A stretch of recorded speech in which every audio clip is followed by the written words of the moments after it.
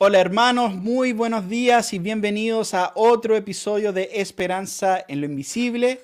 Un saludo cordial a todos los que nos están viendo en vivo y también a los hermanos que nos van a estar viendo después por medio del podcast.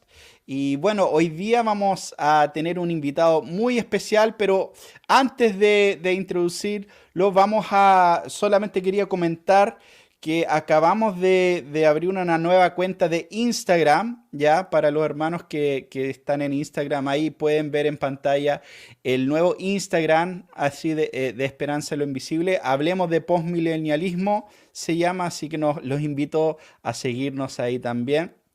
Bueno, va a entrar el hermano Alberto Mansueti, ya que nos va a estar acompañando en vivo en esta tarde y bueno, hermano, si se puede comentar un poco sobre el trabajo que ha estado haciendo, introducir un poco el tema.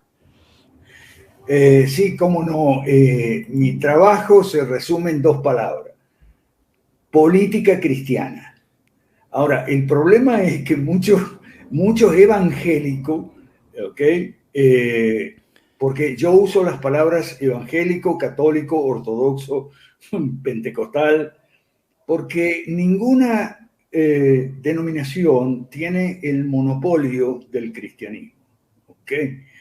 Eso cae muy mal a mucha gente. Me gritan ecuménico. Yo no sé si soy ecuménico o no, pero lo que no soy es sectario. ¿Okay? Entonces, política y cristianismo para mucha gente no van juntas en la misma expresión, ¿no? La política es del diablo. Entonces, yo me reía recién cuando ahí en tu pantalla apareció que decía, hablemos de política. Yo sugeriría que no ponga eso porque se van a ir. Pone, hablemos de gobierno, ¿ok? Hablemos de Ok. gobierno porque las familias tienen gobierno, las empresas también, las iglesias tienen gobierno, claro está, y las naciones, o sea, los países, ¿no? También Mm. tienen gobierno. Entonces, Así es, así es. porque muchos hermanos les sale urticaria. Cuando mencionamos política, les sale urticaria, ¿no es así? Claro. Y bueno, en este programa hablamos de política y religión, entonces mejor aún. Por si alguien se quiere ofender, wow, ahí está todo junto. Bueno, hermano, en este día vamos a estar empezando una serie hablando de este tema del manifiesto comunista, ¿cierto?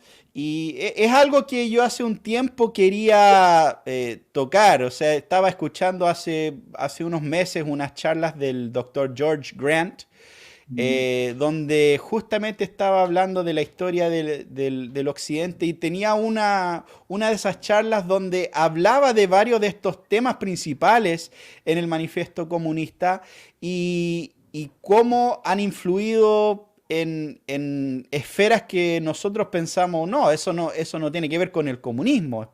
Y cómo muchas de esas cosas se han normalizado en nuestros tiempos. Entonces, bueno, para este programa inmediatamente pensé en ti como alguien que ha estado muchos años, ¿cierto?, estudiando y hablando de estos temas. Por eso estoy muy agradecido que aceptaste la invitación para estar con nosotros en el día de hoy. El agradecido soy yo, hermano Natán, porque las oportunidades que tengo en las iglesias son más bien pocas para hablar de este tema, ¿ok? El manifiesto comunista, ¿qué tiene que ver con nosotros? Mucho, lamentablemente, porque el manifiesto comunista tiene en el capítulo 2 tiene un decálogo, ¿ok? Que es el decálogo de Marx, o mejor dicho, el decálogo de Marx y Engels son 10 medidas de política pública, o más ampliamente, 10 políticas públicas que han sido recepcionadas por nuestras leyes en Occidente, en todo lo que es Occidente. ¿Qué es Occidente? Occidente tiene tres componentes. ¿Okay? el barrio rico, que es América del Norte, el barrio aristocrático, pero con sectores venidos a menos, el barrio pobre, que es Europa, y el barrio pobre, pobre, que somos nosotros. ¿Ok? Entonces, eso es Occidente. Ahí llegó el Manifiesto Comunista capítulo 2, las 10 medidas, las 10 políticas se hicieron leyes. ¿Ok? Entonces hay que comparar los 10 puntos del manifiesto uno por uno con nuestras leyes. O sea, ¿dónde están en nuestras leyes? Esta ley, esta otra, esta otra, esta otra. ¿Ok? Esa es una tarea que hay que hacer. También hay que ver, bueno, pero ¿y cómo llegaron? ¿A través de qué mecanismo llegaron a nuestras leyes? Bueno, llegaron desde afuera. ¿Ok? Llegaron desde la Internacional Comunista, sobre todo la segunda, ¿ok?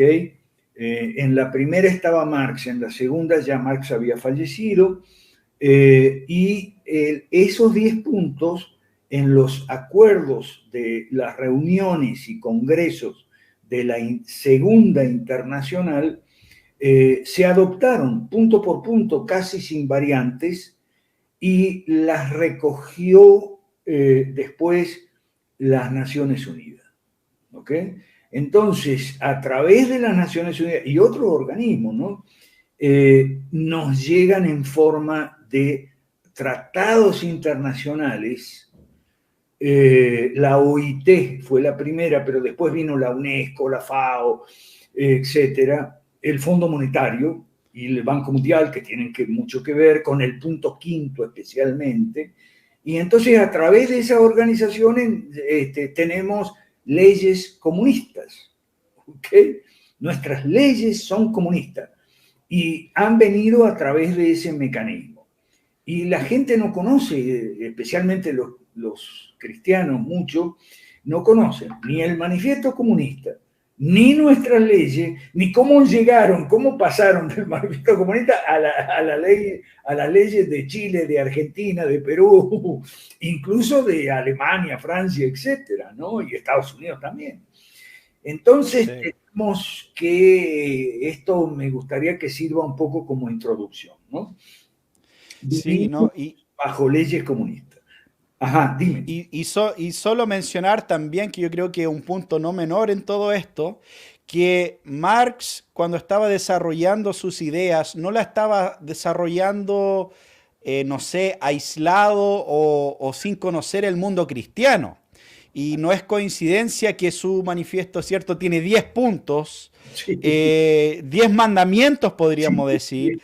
sí, Y cuando la palabra de Dios, en la palabra de Dios también tenemos 10 claro. mandamientos, tampoco es coincidencia que, bueno, como el doctor Francis Nigel Lee escribió todo un libro sobre el tema de la escatología marxista básicamente o comunista y cómo la visión comunista finalmente es una visión escatológica, postmilenial, pero secularizada de cierta manera. Entonces, no es menor considerar en todo esto eh, que estamos hablando de una versión secular del postmilenialismo, una versión secular de los 10 mandamientos, una rebelión en contra de la fe cristiana, tomando ciertos elementos pero buscando algo totalmente contrario. O sea, la obsesión que Marx tenía con Satanás, por ejemplo, Ah, sí. hay todo un libro escrito sobre ese tema. Y bueno, pues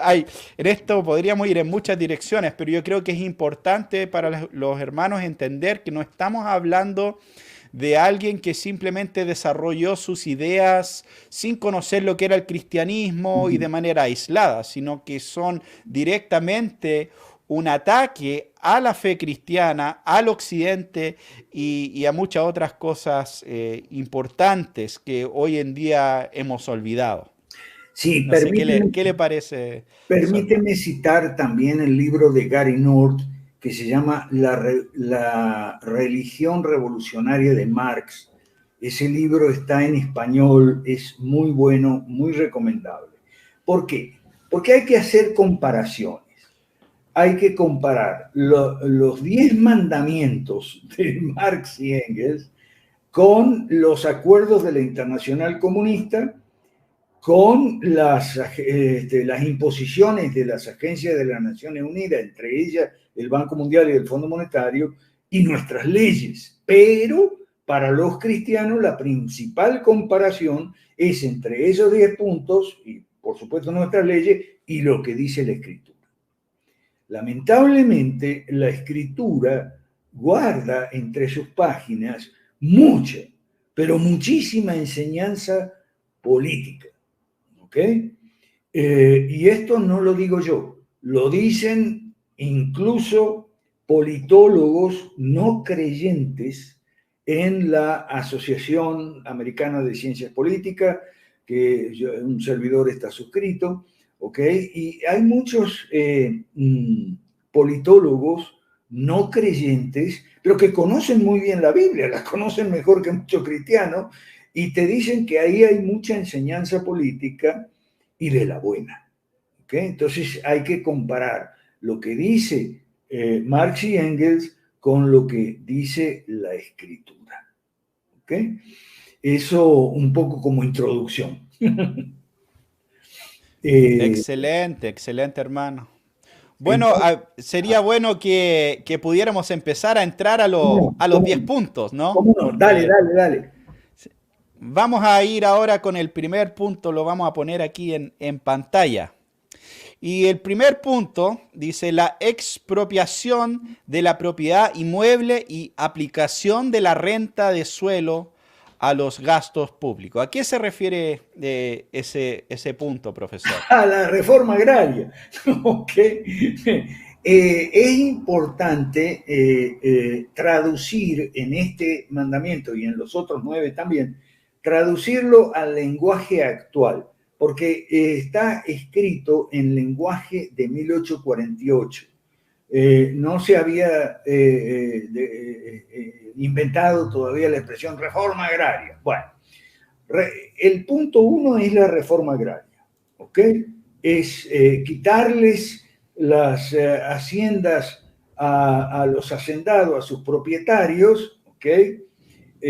Para hacer con ellas diversas cosas, ¿no? Podían lotearla en pequeños minifundios, porque la idea era luchar contra el latifundio, explotador y demás, en minifundios y entregarle cada lotecito a un campesino.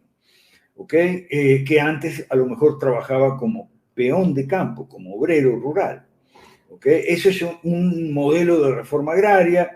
Hay otro que se llama cooperativista, que en lugar de lotear y distribuir pequeñas parcelas conucos, como decimos en Venezuela, entonces hacen una cooperativa como hizo Mao en China, ¿okay? O una mezcla de las dos cosas, como hicieron los Castro en Cuba, se hizo aquí, por primera vez en Hispanoamérica, se hizo aquí en México, donde yo vivo, cuando la revolución de 1910 y 11, que fue la primera revolución de izquierda, digamos, socialista, 7 años antes que en Rusia, ¿eh? ¿Okay? Vamos adelantados en América Latina en este tema. Entonces, o una mezcla de cooperativismo, o en la China de Mao también el resultado fue la hambruna, porque el conuquero no es un tamaño rentable, o sea, el pequeño propietario no es un tamaño rentable entonces apenas le da para sobrevivir. Y la cooperativa, bueno, ya sabemos lo que es la cooperativa, ella no es una empresa que se rige por ganancias y pérdidas, conducida por sus propietarios y sus gerentes y empleados y eso, sino una cooperativa es un engendro político puesto a cargo de una hacienda y una producción agropecuaria, ¿ok? El modelo cooperativista más típico son los kibutzis israelíes. Aquí nomás ya me empiezo a ganar la animalversión de mucho cristiano pro-Israel, ¿ok? Israel es un proyecto comunista, ¿ok? No tiene nada que ver con el plan de Dios. Es un proyecto comunista del comunismo judío que se llamaba Bund y después se llamó sionismo, ¿ok? Entonces se experimentó en Israel, enseguida de fundado el Estado de Israel en el año 48. También fue el mismo año donde se experimentó en la India y fue el mismo año 48, o sea, hace 74 años, que se experimentó la reforma agraria y ha sido un fracaso. Tan ha sido un fracaso, y esto hay que puntualizarlo bien, tal fracaso ha sido la reforma agraria que siempre están haciendo una nueva reforma agraria. Sí, porque aquella salió mal, hay que hacer otra, hay que hacer una nueva reforma agraria. Caso de Petro en Colombia, por ejemplo, ahorita. Acaba de ganar las elecciones. ¿Y qué es lo primero que sabe? No, hay que hacer una nueva reforma agraria. Pero si la reforma agraria ya se hizo infinidad de veces en América Latina y en otras partes del mundo, pero fracasó. Entonces siempre están con una nueva reforma agraria. También en la educación pasa lo mismo. O sea, la educación pública es un fracaso, ¿ok? Como adoctrinamiento muy exitoso, pero como educación no.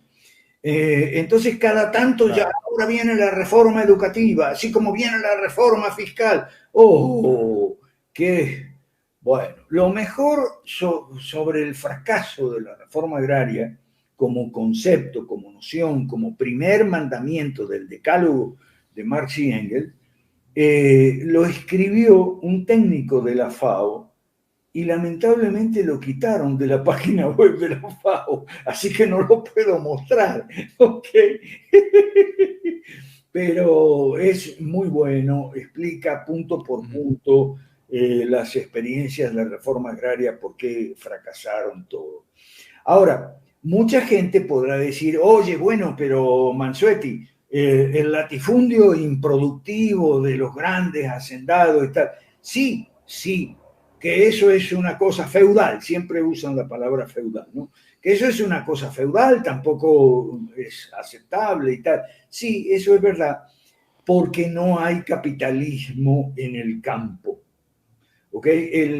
El poco capitalismo que hay, o sea, capitalismo liberal, de libre competencia, rentabilidad, etcétera, libre comercio, en muchas ciudades países hispanoamericanos y del mundo, está un poco como limitado a las ciudades, ¿no? Lo comercial, los bancos, la parte financiera, pero el campo sigue atrasado. El campo no ha conocido todavía capitalismo, como por ejemplo en Estados Unidos, en Canadá, en Australia y en Nueva Zelanda. Ahí sí los campesinos son ricos. Los campesinos tienen tremendas camionetas 4x4 que no la tienen ni el hermano ni yo. ¿Okay? O sea, los campesinos son ricos. ¿Ok?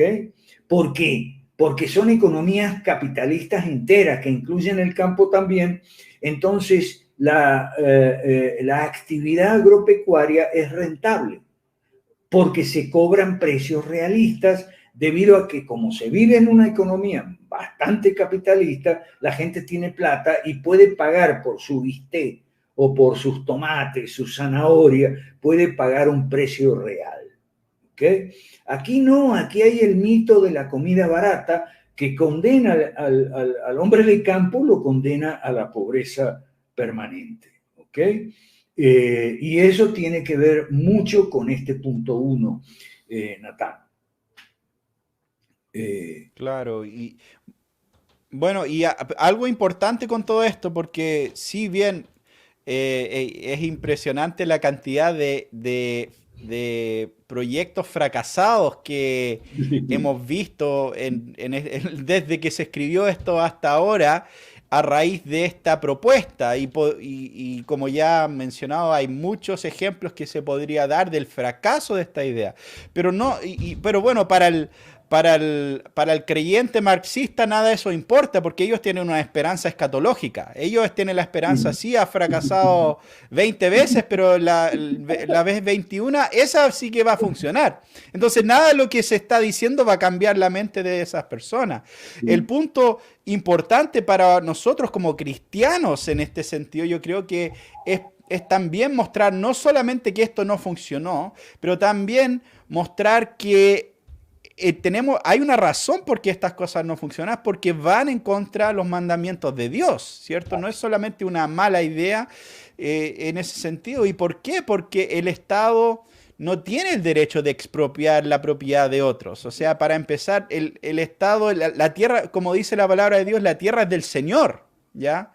Entonces el Estado no tiene ese derecho, no es dueño ya de la propiedad privada de las personas y por lo tanto cuando lo expropia está robando finalmente. Y también quizás en muchas de nuestras naciones quizás no ha llegado a ese extremo, pero sí vemos eso, algo implícito, por ejemplo, en el pago de contribuciones que tenemos acá y me imagino en muchos lugares. O sea, donde tú tienes tu propiedad, pero tú tienes que pagarle al Estado rentas, básicamente tú tienes que arrendarle tu propiedad al Estado. Y en eso estás implícitamente diciendo que el Estado es dueño de eso. Y yo creo que es un problema de principio que encontramos en ese tipo de política, a mi parecer. Y bueno, eso es algo que otros han dicho muchas veces también, Así pero es, sí. podemos poner ejemplos del pasado, por ejemplo, la reforma agraria de Frei en Chile. Frei, el papá o sea, estamos hablando de los años 60, la reforma agraria de Frei, y después en los 70 la reforma agraria de Allende. Y en mi país natal, Argentina, tenemos ahora que es son gobiernos, todos los gobiernos, el anterior y este también, todos los anteriores le caen a impuestos a los sojeros. ¿Quiénes son los sojeros? Y los únicos que traen dólares a la Argentina, pero le caen encima con lo que llaman retenciones. Retenciones es otro atentado contra la ley de Dios, contra la santidad de la propiedad privada. ¿Ok? Las retenciones, bueno, tú vas a exportar tanta tonelada, pero hay una parte que es del Estado, venga para acá, de modo que es la expropiación del suelo, de la propiedad inmueble, pero también la expropiación del producto de la tierra y la ganadería. Como también el tema de la propiedad del subsuelo, que ese es un tema que entra aquí en el punto 1, por eso estamos detenidos en el punto 1, porque hay mucho hilo que cortar.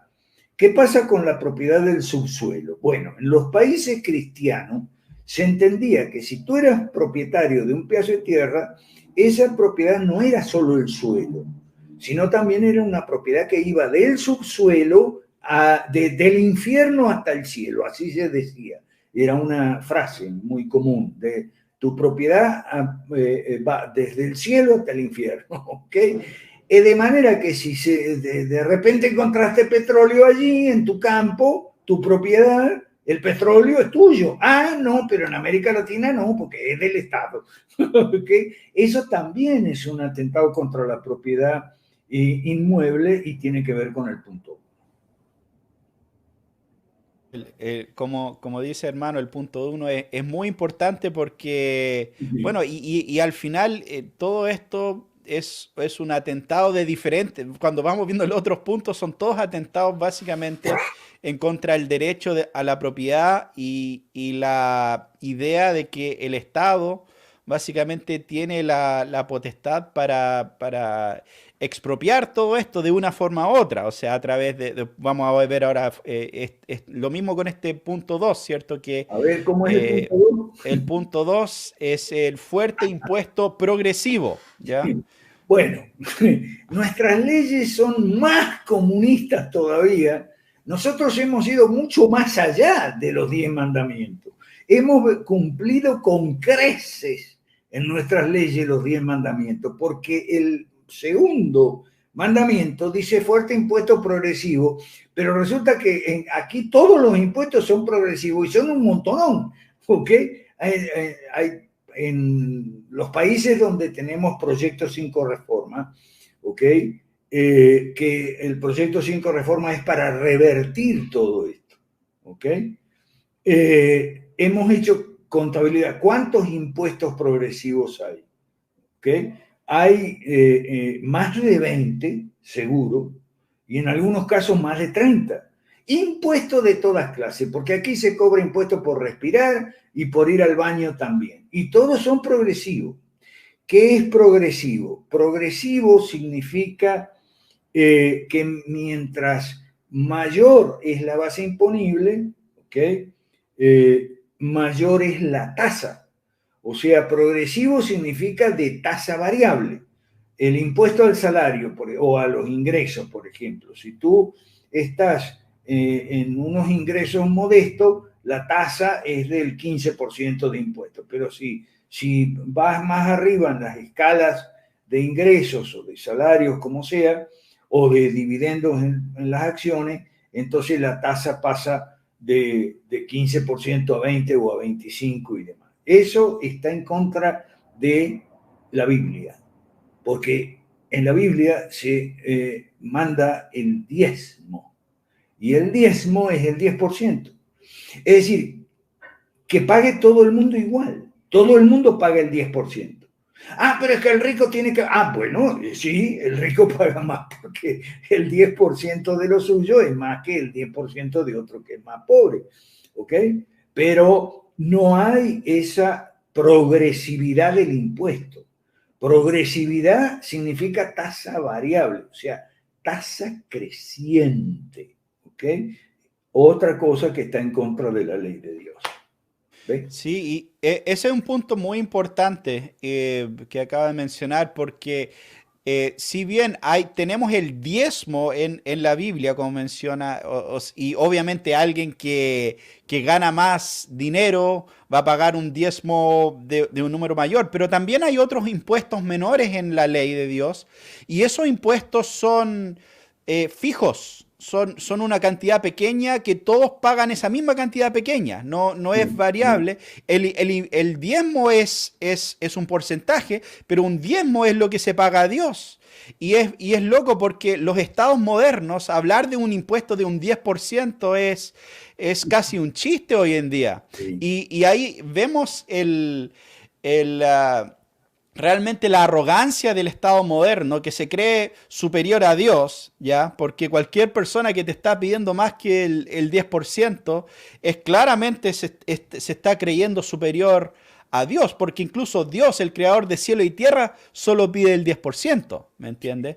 Hoy en día, o sea, bueno, varía mucho en diferentes países, pero yo sé, no sé, por ejemplo, en los Estados Unidos las tasas de impuestos pueden llegar hasta un 50, 60%, ¿cierto? En el sueldo de alguien si gana mucho dinero. Y las personas dicen, ah, pero no importa porque tiene mucho dinero y ese, no sé, ese 40% que le queda igual es mucho, pero es su propiedad. Sí. ¿Ya? Ese es el punto. Si él adquirió ese dinero de manera justa y legítima, es su propiedad. Y nosotros y el Estado y nadie tiene el derecho de robarle su propiedad eh, bajo la ley de Dios. ¿Ya? Quizás podemos decir, bueno, esa persona como ha recibido mucho, tiene un deber moral y de ser generoso. Pero la generosidad es algo que nace del corazón desde el punto de vista cristiano, no es algo que se Así es. impone a punta de pistola. Ahora, con relación a este segundo mandamiento, hay que citar la reforma fiscal de Roboam en 1 Reyes 12. ¿Ok? ¿Qué quiere decir reforma fiscal? Aumentar los impuestos, siempre es igual. Siempre te dicen, vamos a una reforma fiscal, uy, agárrate el bolsillo porque te van a quitar una mordida, un mordisco más grande. En 1 Reyes 12 hay un episodio que, bueno, está narrado en un lenguaje de escorpiones y todo eso, y la gente no entiende qué. es un lenguaje que significa más impuesto, más carga fiscal, ¿ok? Y es importante porque lea bien 1 Reyes 12, es cómo le rompen la cabeza a pedrada al jefe de los impuestos que se llamaba Adoniram, ¿ok? Le rompen la cabeza a pedradas, las 10 tribus del norte es una rebeldía fiscal, dice, no, no te vamos a pagar esos impuestos, olvídate, chao, ¿ok?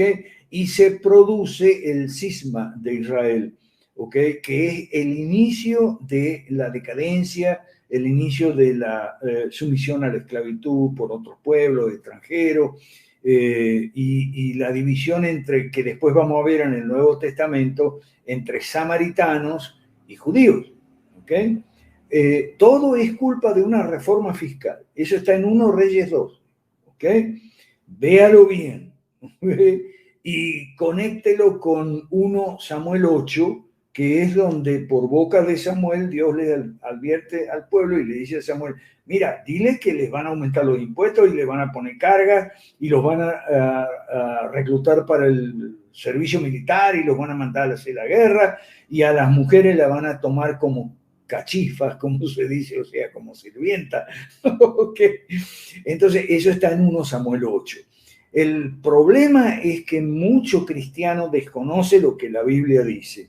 ¿Okay? Y cuando hablo de cristiano, hablo en general, no solo evangélicos, pentecostales, sino también reformados y católicos y romanos.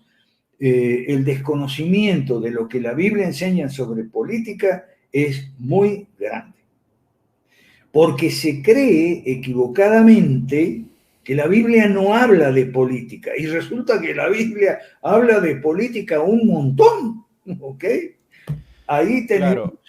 un problema de falta de educación, ¿verdad, Natán? O lo que se hace muchas veces, dicen, sí, la Biblia habla de política, pero expropian, podríamos decir, el lenguaje de los profetas y de la Biblia y lo aplican a la lucha de las clases marxistas que no tienen nada que ver con el contexto y se saltan por alto la ley de Dios, pero toman el lenguaje de los profetas cuando están hablando de que el pueblo ha abandonado la ley de Dios y usan eso para defender algo totalmente anticristiano, finalmente. Así Entonces, es. es un poco irónico.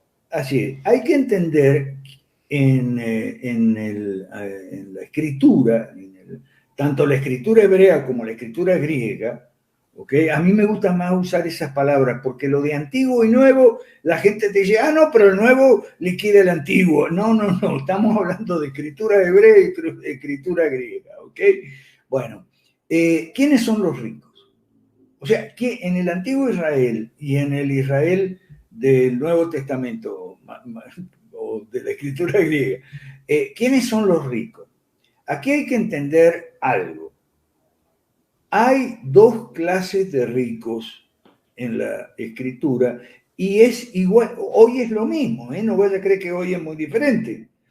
Hay 2 clases de ricos. Los ricos en buena ley, digamos, los que hicieron su riqueza a fuerza de trabajo, aun cuando hayan heredado un capital inicial de su papá o su abuelo. Eso es importante porque enseguida vamos a ver el mandamiento contra la herencia. ¿Ok? No importa si heredaron un capital inicial de su papá o su abuelo, o si no heredaron nada y lo hicieron todo a pulso, ¿ok? No importa, pero esos ricos que hicieron su riqueza en el comercio, ¿ok? Hicieron su riqueza en el mercado, por decirlo así, son una clase de ricos. Pero hay otra clase de ricos que son los gobernantes, los familiares de los gobernantes, los amigos de los gobernantes y los del partido del gobernante. Esos son otra clase de ricos. Ahora bien, en tanto la economía se aleja más de la ley de Dios y en la escritura tenemos que el pueblo se había alejado muchísimo de la ley de Dios, ya los ricos casi todos son ricos de la política, ¿ok? No ricos del comercio y libre mercado. Eso hay que aclararlo ahí, Natán. Así es. Con los impuestos siempre te dicen lo mismo. No, que vamos a quitarle a los ricos para darle a los pobres. Sí, bueno, pero ¿quiénes son los ricos? ¿Ok? Ahí hay que tomar ahí. Ok, no sé cuál es el 3. Justamente, bueno, justamente iba a mencionar que bueno, y ahora vamos a la ley justamente del derecho a la herencia. Y bueno, estaban mencionando en las noticias ahora que uno de la familia real, lo vi hoy día, Sí, iba a heredar, como por la muerte de la reina y todo, iba a heredar sí, como 1.000 millones de libras o algo así, sí, pero no iba a pagar impuesto a herencia, porque sí, había una cláusula especial para retener la riqueza de la realeza, sí. entonces no pagaba impuesto a herencia, pero el resto ojalá que nadie tuviera que pagar impuesto a herencia, pero bueno, vamos a entrar a ese tema ahora. Sí, cómo no. Yo quiero citar aquí un artículo de mi maestro Alberto Venegas Lynch que se llama La Argentina adopta el manifiesto comunista. Está en Cato de 28 de julio de 2022. Lo puede ver ahí si quiere, ¿no? Con respecto a esta cuestión de la herencia. Venegas habla del ataque a la herencia, ¿ok? Ataque a la herencia y dice, es una formidable herramienta contra el ahorro, pues el incentivo para el ahorro va a desaparecer si es expropiado, con lo cual el empobrecimiento es seguro. O sea, no estamos atacando, ahí la izquierda no ataca solo la herencia, ¿no? Lo que uno recibe, sino el ahorro, porque entonces, si yo ahorro, y ahí esto tiene que ver con el sentido de la familia, el marxismo siempre quiere destruir la familia y la manera terrible de destruir la familia es destruir la economía del hogar, la economía doméstica, basada en el ahorro, porque uno no ahorra solo para sí mismo, uno ahorra para los hijos y las hijas, ¿ok? Entonces, ¿qué sucede cuando viene el ataque a la herencia? Bueno, que para qué voy a ahorrar si mis hijos no van a recibir lo que yo estoy guardando para ellos, ¿ok? Por eso dice Venegas Lynch, el empobrecimiento es seguro, ¿ok? Entonces, esto es importante porque una de las causas de la pobreza en América Latina son las bajas tasas de ahorro. ¿Ok? No hay prácticamente ahorro. Claro, porque por lo menos 3 de los 10 mandamientos, y este es uno de esos 3, atentan contra el ahorro. Entonces, una economía que no ahorra no se capitaliza. Es lo mismo que una familia, ¿ok? Entonces, cuando estudiemos la pobreza en América Latina, tomemos en consideración que vivimos bajo leyes comunistas muy castigadoras de la herencia. ¿Cómo son las leyes de herencia hoy en día? Y bueno, teóricamente tú puedes heredar de tu papá o de tu abuelo si te deja su testamento y tal, y qué sé yo, sí, pero cuidado, que hay lo que se llama la legítima, que es una cosa importante y hay que aclararlo porque tiene que ver con esto. Derecho a la herencia incluye también el derecho del padre a desheredar a los hijos que no respetan o que son agresivos, rebeldes y tal. Algo que en la Biblia se ve mucho, ¿no? O sea, el derecho a la herencia, cuando incluye el derecho a desheredar, es una herramienta disciplinaria, nos guste o no, y puede usarse de manera abusiva. ¿Puede un padre desheredar a un hijo injustamente? Por supuesto que sí, pero el hecho de que un padre abuse de un derecho que tiene no autoriza a Marx y Engels a decir, bueno, se acaba eso. Y es lo que han hecho. Hoy en día, cuando tú te mueres, resulta que tu testamento no vale nada, porque es la ley la que dice quién te va a heredar, de manera obligatoria. Y el primero que te hereda es el Estado. El Estado es el primer heredero, el que se lleva la parte más grande, y lo que queda se reparte no de acuerdo a tu última voluntad, sino de acuerdo a la voluntad del legislador, que no es tu última voluntad. Esto es importantísimo. Lo que pasa es que los cristianos saben poco de gobierno y de leyes. ¿Okay? Por eso yo te digo, hay que comparar el 10 mandamientos de Marx y Engels con las leyes que tenemos. Justamente, bueno, y fue muy importante lo que dijo ahí, profesor, porque, bueno, mencionó antes que hay diferentes gobiernos y hemos hablado muchas veces en este programa de los gobiernos, del autogobierno, del gobierno de la familia, del gobierno de político, ¿cierto? Y también del gobierno eclesiástico. Y cada uno de esos gobiernos tienen sanciones también. Tienen una, o sea, el gobierno político, ¿cierto? Como dice Pablo en Romanos 13, lleva la espada. Entonces, tiene una herramienta para castigar a malhechores. La iglesia, ¿cierto? Tiene la excomulgación.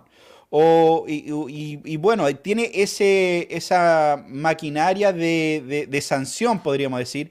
Y después todo se pregunta, ¿y cuál es la maquinaria de la familia? Y justamente uno de los elementos centrales es el que mencionó, que es este tema de la herencia y de desheredar a los hijos que van en contra, bueno, principalmente los que se alejan del Señor y no son fieles al pacto. O sea, ese finalmente en la escritura es como el enfoque principal y hay tantos padres cristianos hoy en día que no entienden ese aspecto de la responsabilidad y el gobierno que Dios le ha dado en su familia. Y dice, oh, qué cruel eso, pero en realidad lo más cruel es cuando se ha dejado de lado la responsabilidad del gobierno de la familia. Y bueno, eso entra mucho en este punto. Y también está en conflicto con lo que hoy día, bueno, se ve a través de la legislación, pero también se respira en el aire de cierta manera, yo creo. Porque, por ejemplo, estaba viendo este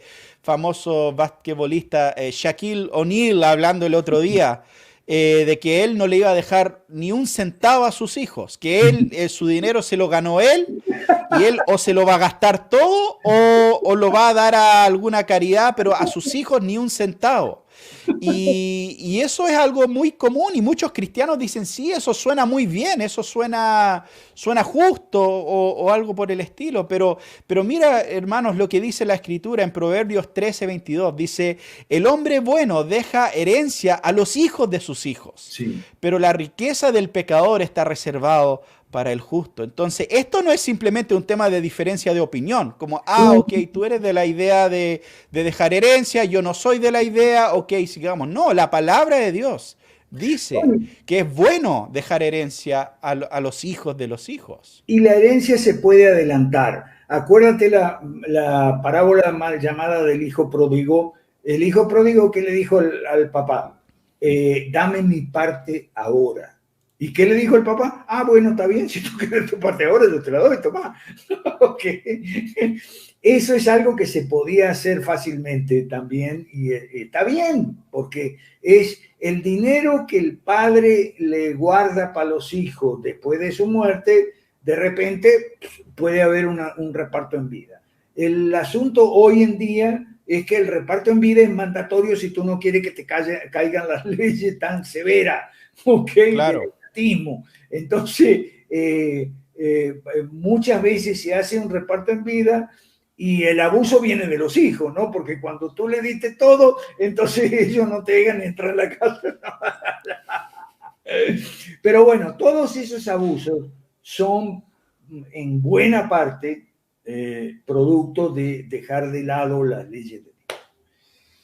Ok. Claro, y está todo hecho para debilitar la familia, Así como es, mencionó así antes. es, esa es la idea. Bueno, veamos aquí el punto número 4. Vamos avanzando, Vamos lentamente, avanzando. pero vamos, Cuba, adelante.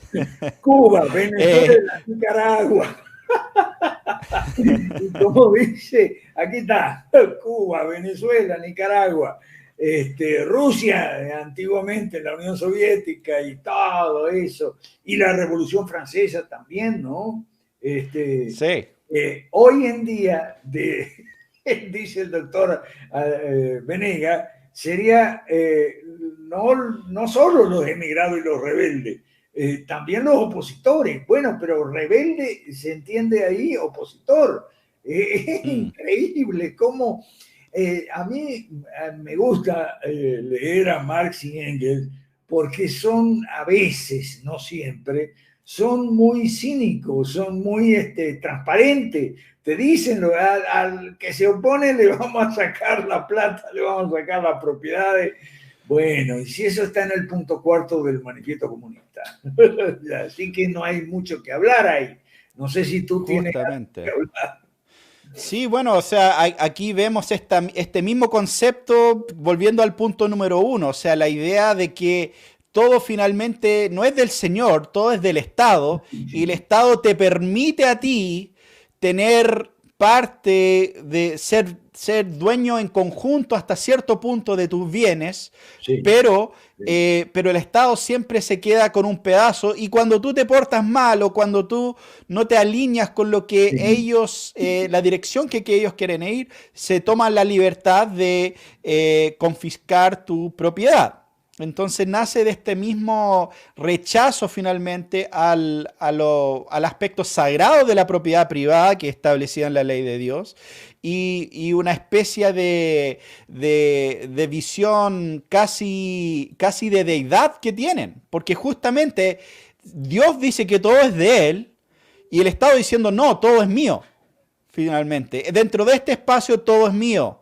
Y por mi misericordia yo le permito que los ciudadanos buenos que se conducen de manera que a mí me parece correcta tengan algo de propiedad hasta cierto punto.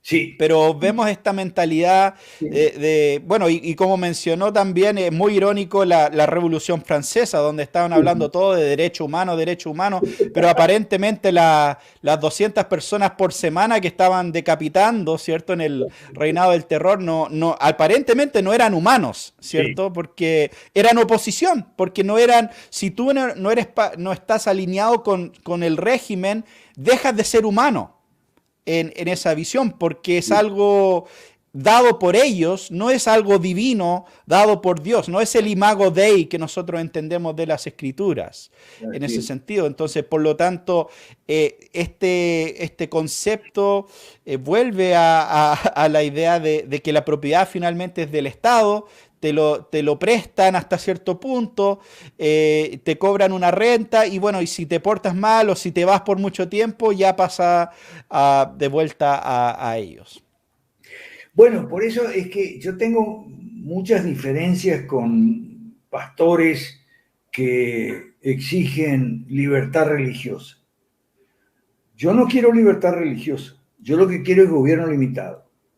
El gobierno limitado, solo para seguridad, justicia y obras públicas, deja la economía en libertad, la religión en libertad, la educación en libertad, la atención médica en libertad, en fin, viajar y entrar y salir del país en libertad. O sea, gobierno limitado es ir mucho más allá de la libertad religiosa. La libertad religiosa a mí no me gusta. ¿Por qué? Porque es una concesión graciosa que el Estado te dice, ah, bueno, mira, yo los domingos tú puedes ir a la iglesia de tu preferencia, yo en eso no me meto. Eso es libertad religiosa, no me gusta esa idea. Como dice mi pastor, es que es una idea humanista y tiene razón. Okay. La idea de Así es. libertad religiosa es humanista, así que no. Bueno, entonces, si no hay más, para terminar la parte de hoy, vamos al número 5, que es muy Al importante. número 5 vamos El la mitad número hoy 5 día. es clave.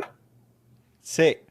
Aquí está el número 5. Dice la centralización del crédito en manos del Estado por medio de un banco nacional con capital del Estado y régimen de monopolio. Bien, así como el mandamiento número 1 se resume en dos palabras, reforma agraria, este otro también se resume en dos palabras, Banco Central.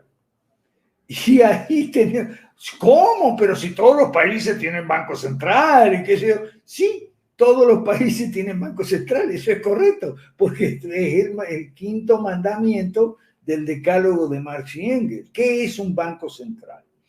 Un Banco Central no es un banco. ¿ok? Es muy central, pero no, banco no es, porque no es una institución privada que intermedia entre la demanda y oferta de fondos prestables. Es una agencia del Estado, eso es un banco central, que tiene el monopolio de la emisión, ¿ok? De dinero. Y tiene el tremendo poder, también muy en contra de la ley de Dios, tiene el tremendo poder de imprimir unos billetes y decir, esto es dinero, ¿ok? Así que y lo que se llama el curso forzoso. Y ustedes están obligados a usar estos billetes que yo imprimo aquí en el sótano del Banco Central como dinero, ¿ok? Entonces, dinero es lo que yo digo que es dinero. Eso es, yo lo menciono siempre a propósito de dar al César lo que es del César y a Dios lo que es de Dios. ¿Qué es lo que es del César? Bueno, para la gente hoy en día el estatismo del César es todo lo que el César dice que es del César. Si el César dice que la educación es de él, entonces la educación es de él. Si dice que el dinero es lo que él dice que es dinero, entonces el César siempre tiene razón. Este número 5 es el Banco Central. El Banco Central no solo tiene el monopolio de la emisión de dinero, ¿ok? Dinero de papel que no tiene ninguna garantía metálica para nada como tenía antes, antiguamente, ¿ok?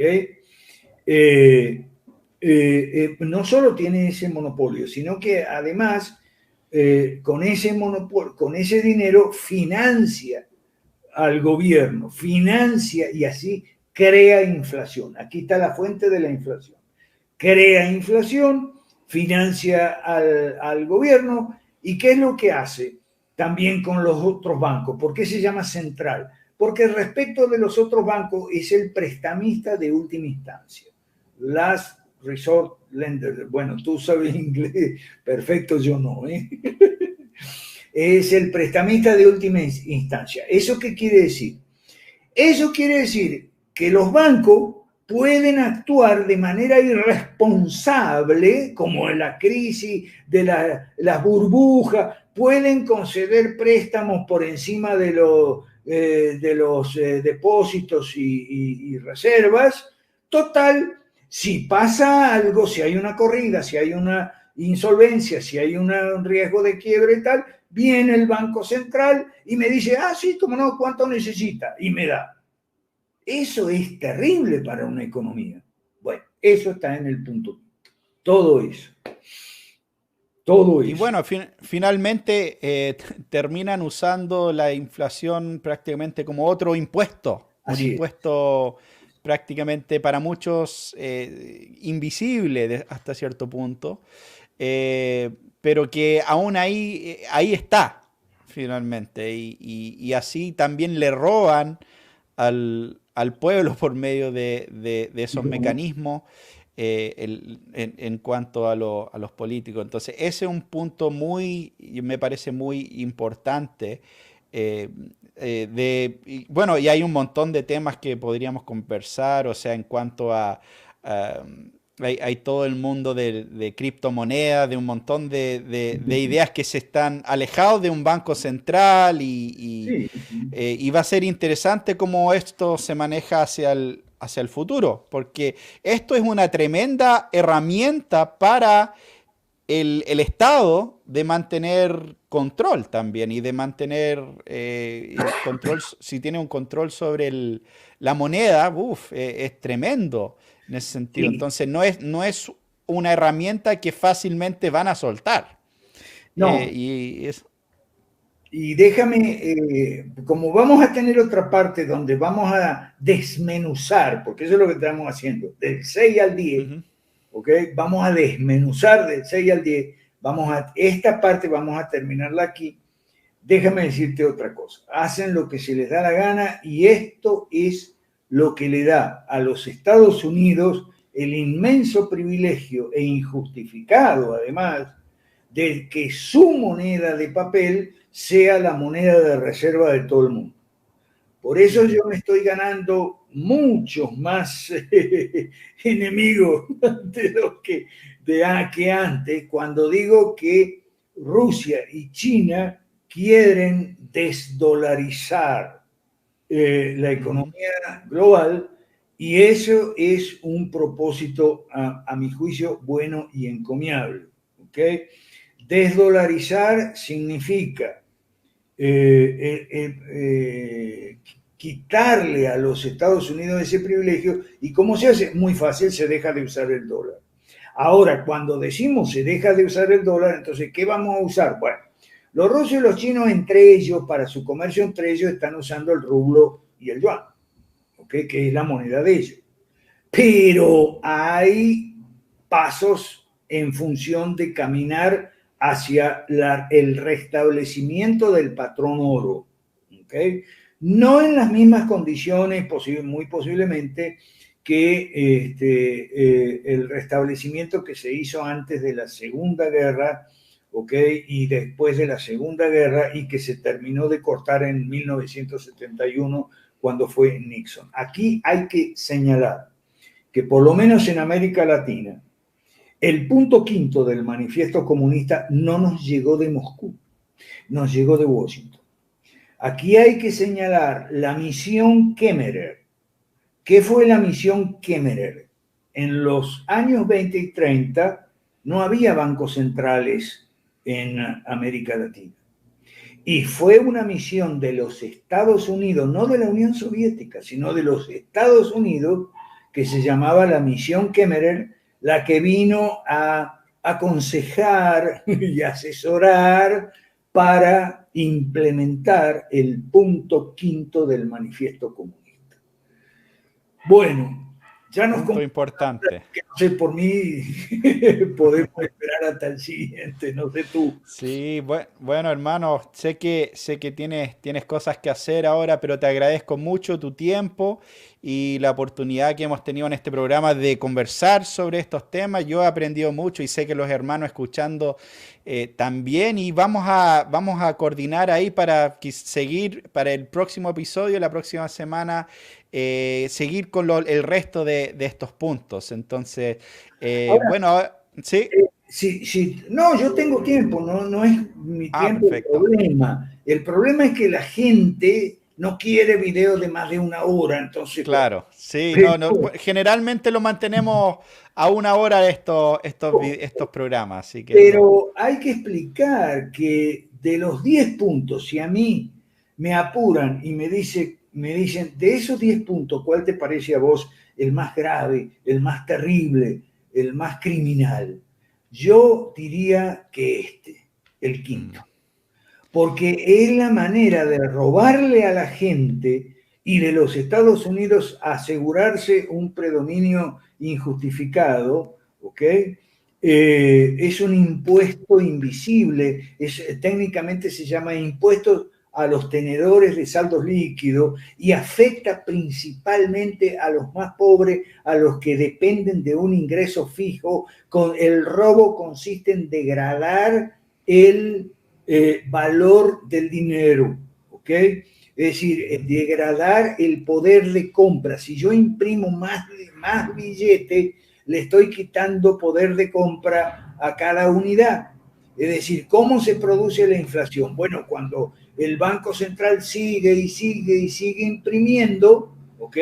La base, el M1, lo que se llama la masa monetaria, crece en volumen y en valor nominal. Es decir, la cantidad de ceros que se le dé la gana poner en el billete, y eso significa que la leche cuesta más caro, el café, el azúcar, ¿okay? El pollo, el huevo, ¿okay? Y las viviendas también, ¿ok?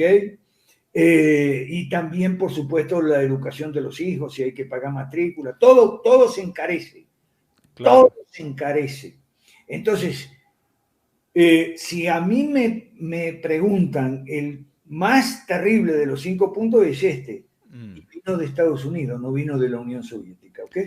sí, Los no, demás así vinieron es de verdad. Este no. Y justamente, y bueno. Sí, no, yo creo que es verdad porque, bueno, y otra vez es fruto de lo primero, ¿no? Del primer punto, de cierta manera, Sí, y de quién es la propiedad y qué autoridad tiene el Estado y qué herramientas tiene a su disposición, y claramente ahí se pasan de la raya, podríamos decir. sí, Y lamentablemente, como dice, las personas más afectadas, porque la gente con dinero no es ah, tan afectada por este tema. Tienen inversiones que van subiendo con la inflación y al final ellos no están perdiendo. Es la gente común y corriente que vivimos de un cierto del sueldo a fin de mes, y cada vez ese sueldo va comprando menos leche y menos huevos. O sea, y así vamos, vemos realmente algo cruel que hace el Estado. Y después el Estado se da vuelta y dice, no, no se preocupen, le vamos a regalar unos bonos, y el Estado rompe la ventana y después llega, ¿cierto?, a arreglarlo, como el superhéroe. Entonces, sí, es realmente triste este punto. Pero bueno, hermano, te agradezco otra vez mucho este tiempo, y vamos a seguir la próxima semana hablando de estos 10 puntos porque como mencioné, yo quiero que este programa y el otro sea algo a lo que puedan recurrir los hermanos para conocer más en detalle, porque muchas veces yo escucho en conversaciones de estos temas, cuando se dice, estos marxistas o esto y lo otro, y la gente de izquierda dice, esta gente ignorante no tiene idea de lo que están hablando, por un lado, y es muy bueno que podamos poder hablar estos temas en más detalle y punto por punto, y tener un entendimiento para darnos cuenta de cómo nuestro mundo ha sido afectado por estas ideas, y cómo todas nuestras naciones, ninguna de nuestras naciones no ha sido tocado por estas cosas. Entonces es importante. bueno, del 6 al 10 lo dejamos para la segunda parte. ¿Está bien? Sí, perfecto.